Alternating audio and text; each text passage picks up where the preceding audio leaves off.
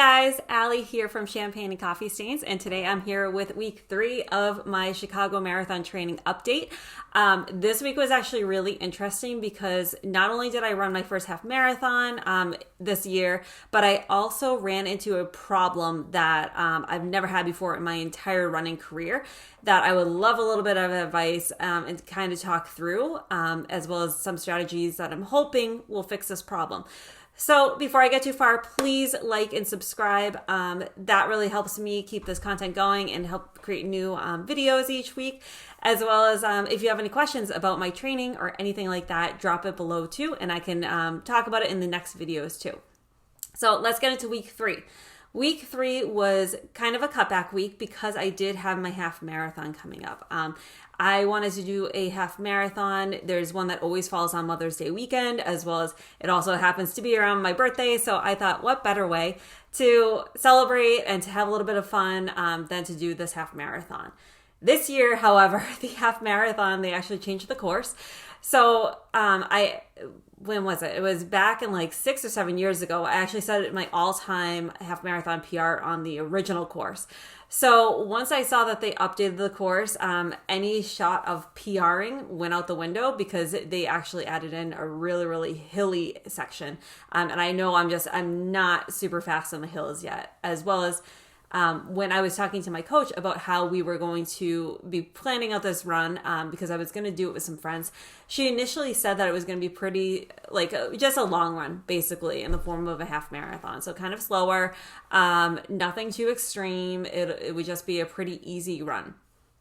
Flash forward to when we actually got the training plan 2 nights before, and my coach actually penciled in that I would be running it at the goal time was going to be 1:55:59. So I think that equates to about like an 8:30, 8:45 average, I think. So that's originally what she had planned for me. I told my friends, and thankfully they were on board and they were more than supportive. So they came and joined me for that. So up until the half marathon Saturday, I didn't really do too much. The biggest highlight I would say that I had is that I completed the first section of the MAPS resistance program that I'm doing. So that is the 9-week strength training program that I'm doing to complement my marathon training. And I completed the first section of it. So now this week I'm going to be going into phase 2, which it's really exciting for me because strength training is not something that I like to do. I feel like it's very slow and it's boring, but I do know it's good for my body. And I know the benefits of it. It's just I'm geared more towards doing cardio. So that's where strength training is a little difficult for me because with this program especially, it's a lot of repetition. It's a lot of doing the same things. It's basically my Monday workout is the same as the next week's Monday workout, and my Friday workout is the same that every single Friday. So not a whole lot of variety. The biggest thing that changes when I change from phase 1 to phase 2 is that the workouts are, instead of doing 2 sets of everything, I do 3 sets. So that's really it, just a little bit longer on Mondays and Wednesdays. And then once I go into phase 3 in 3 weeks, that's when I'm going to add on a 3rd week or a 3rd day into the strength training. So more to come on that. I'm just happy. My biggest goal is just to complete this program because the last program that I completed was over the winter, and it was one through the first format that I really, really liked. But I feel like because I was jumping all around different machines based on the program, I don't know if I saw the full benefit of it. I heard that it's better to do the boring workouts, do the boring things. As well as this time, I have a little bit more guidance on how I should be adjusting my weights.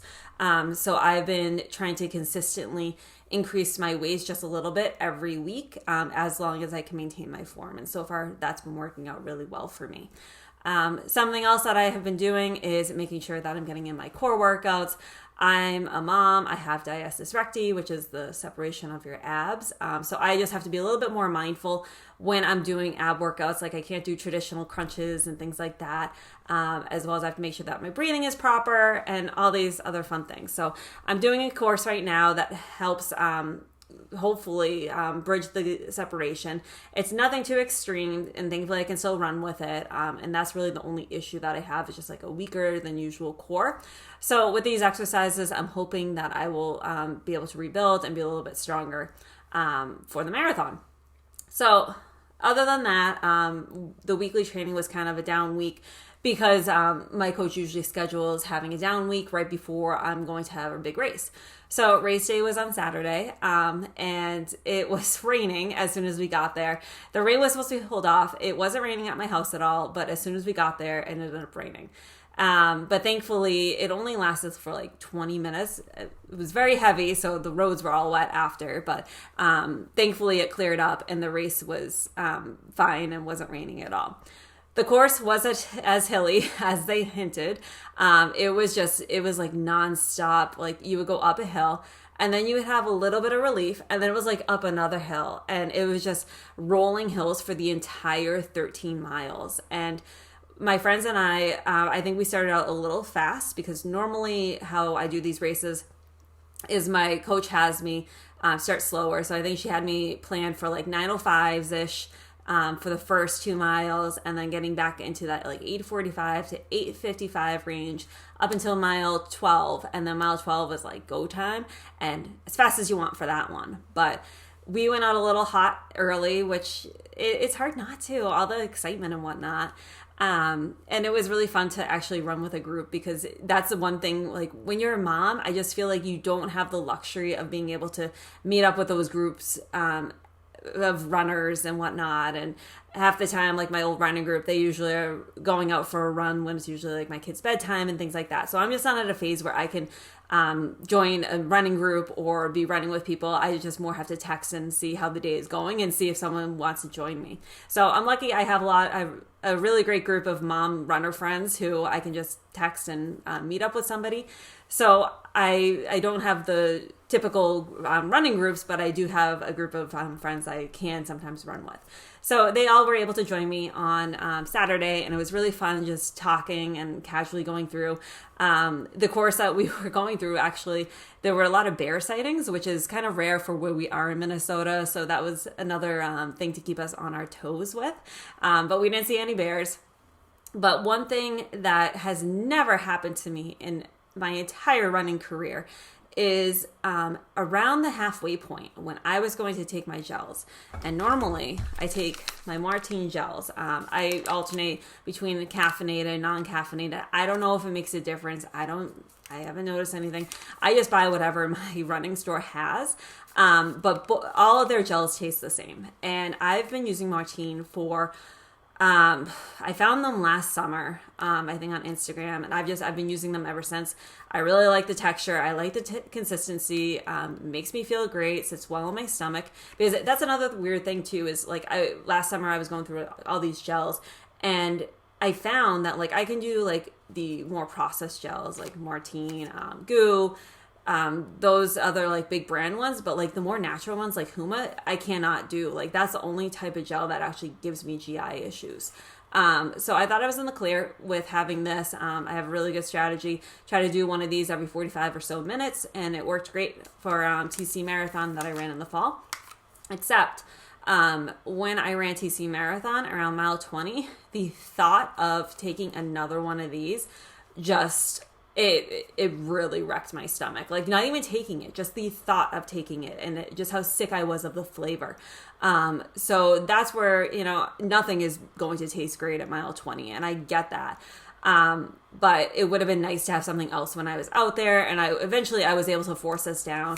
But a learning that I was going to take, it was for Chicago this year, I was going to just carry something like gummy bears, chocolates, just something like of a different flavor, just so that at that point, if I'm unable to do the gel again, then I can at least have something else to get in and to get some type of fuel. But anyway, at the marathon this past weekend, mile 6 hit, and I was going to take my gel, and the thought of this nauseated me. And it's really weird because I have been using these gels all during my training this year too. So I use it in my long runs, anything usually over like 10, 11-ish miles. When I know I'm going to be on the road for a while, or if it's like really hot out, I'll usually use one of these. And I haven't had an issue this entire season But on Saturday, I couldn't stomach it. Like the thought of it made me so nauseous. And that's where I don't know if it's because I was doing such a hard effort that it brought back memories from when I was running Chicago or running TC last year. I don't know, but it was just really concerning. And then like even taking it, like it felt fine on my stomach, but there was just an overall nauseous feeling. So I had like a period of that race where I was just like, I don't know if I'm going to be able to get through this. Maybe I'm going to throw up. And thankfully my friends were really supportive and they were like, you know what, just do it. Like do what you need to do. But I didn't end up throwing up. I was able to power through, except for one part of the course, like those hills by mile 11 just were getting to me so bad. And I looked on my watch and like one of the biggest hills I did have to walk like for a minute or so. I thought I was going to lose it. But that was something new that I never happened. And I've been looking online just to see like what possibly could cause that. Because I've never had issues with gels in the past that like I've used in training. And somebody mentioned to me that there's this thing, and I don't know how common it is, but it's called gel fatigue. And basically you're just sick of the flavor. It's like an association with it, which it probably is similar to like when you're back in like college and you have that drink and you have way too much of whatever you're drinking and then you're not puking and you're like, I'm never going to drink that mixed drink ever again or whatever. So I think it's something similar to that. So now I'm happy that I did this half marathon because I feel like this makes me realize that I really need to rethink my entire fueling strategy because it was working great last year. But if this happens at Chicago or even on like another long run this year, I can't go without fuel. So this is a good time to, you know, start testing out other gels, things like that. So I was talking to some people who are also running Chicago this year, and a lot of them were recommending this e-gel. I went onto their site. They thankfully have like a variety pack so you can try all different flavors. They had this really cool tool that compares the nutrition to how it compares to my team. So it's pretty on par with what I've been getting. So I'm going to give that a shot in my next long run. But it was very eye-opening, and I really, really hope that Martine comes out with like more flavors or something because I really do love the gel and I do notice an improvement. Between caffeinated and non-caffeinated, I couldn't tell a difference. I don't know. But I do notice a difference between like if I take that or like a goo or like a Cliff shot or whatever, like what I used to use. So that was really surprising for me, and that was something that I've never had to deal with before. But again, I'm glad that I did it. The half marathon overall, I feel as though it was good for me to do it. I did not hit my time of 1:55:59.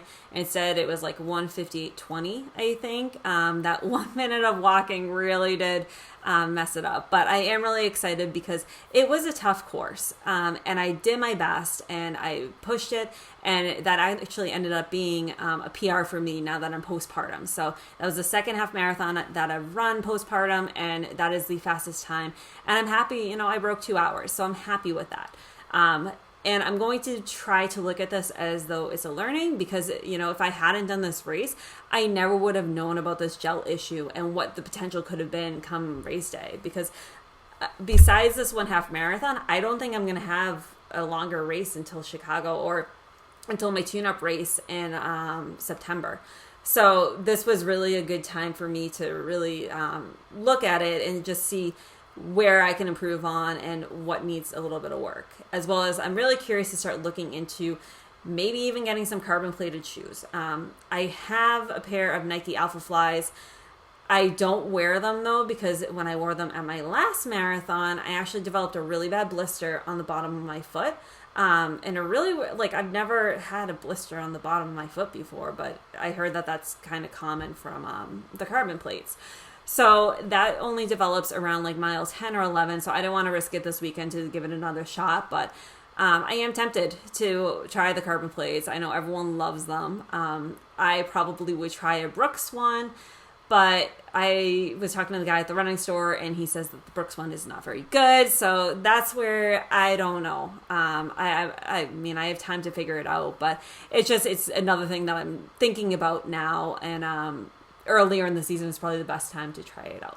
But I would love to hear in the comments if you've ever experienced this gel fatigue or what types of gels are you using? Because I'm now in a search for finding a gel that works for me that can replace my Martine or maybe supplement. Maybe I'll be able to do the Martine ones like a little earlier, or I don't know.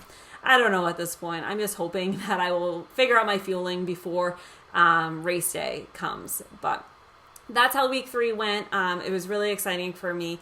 Otherwise, I had a really great Mother's Day. And I think that the key to it too, and something that I don't always talk about a lot, is on Mother's Day, I actually did a whole lot of stretch and recovery. And I think as I get older, I am really starting to appreciate the foam rolling, the slowing down, just stretching and relaxing. And I actually even did a yoga class with my daughters. Peloton has like family yoga and whatnot, and we actually did that. They lasted 7 minutes, which I think is pretty good for a 4 and a 1-year-old. But it was just really nice to do. And I treated myself, and I used my Normatec boots during their nap time and then right before they went to bed. So my legs were feeling fantastic by Monday. So I feel like I'm all recovered this week. I'm, again, taking it a little bit slower this week. And then I think after this week, this will be kind of my last down week before really kicking off into Chicago training and ramping up the miles. So I hope this helps. Again, please let me know in the comments if you can think of any gels or anything like that that you like, and if this has ever happened to you. But till next week, I'll see you later.